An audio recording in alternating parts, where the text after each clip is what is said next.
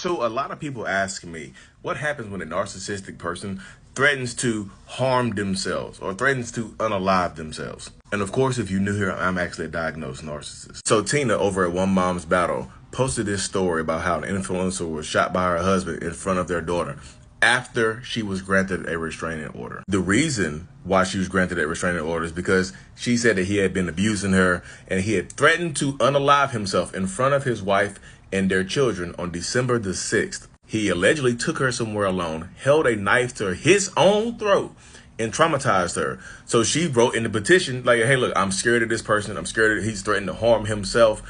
And he's like doing all this other stuff. She said that her husband showed up the next day after he held a knife to his own throat and showed up to apologize, but continued with the unaliving threats. And for the people who are going to ask, I say unaliving just for censorship issues and things like that, y'all. Then he broke into their house. I'm assuming that they were separated, y'all. He broke into her house, hid in the garage, did a lot of other stuff, threatened to unalive himself again. So I tell this to people all the time.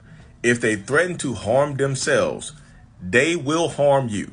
Like, if they threaten to unalive themselves and to make you feel guilty, to make you feel like they feel so bad about hurting you and they can't live without you, do you think that they will leave you behind? Sometimes they will, but a lot of times, if they are going to follow through with harming themselves, they will harm you too. So if you're dealing with a narcissist or toxic person and you're on the phone with them and they're just like, if you don't get over here right now, I'm going to drive my car into a tree with a noose around my neck and hopefully I roll into the creek. They'll say all of that stuff to get you to come over there. And now you've given them another target.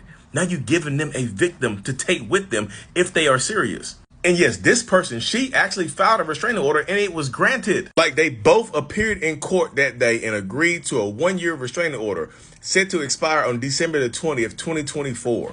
Like, he agreed to the restraining order. He showed up probably just to see her. Sometimes they'll come to court just to see you because they can't, you're hiding out from them. You're protecting yourself from them. You've gone no contact. They'll come to court just so they can see you. And then apparently, allegedly, he saw her, he followed her to a mall or something like that, found out she was at the mall, and then he went out there and took a pew-pew and shot her in front of their kids, in front of their daughter. Then he went home and followed through with his threat of harming himself. He unalived himself after he took her out of here. Like, she told her relatives that she was abused by her husband and was getting help from agencies that support victims of DV.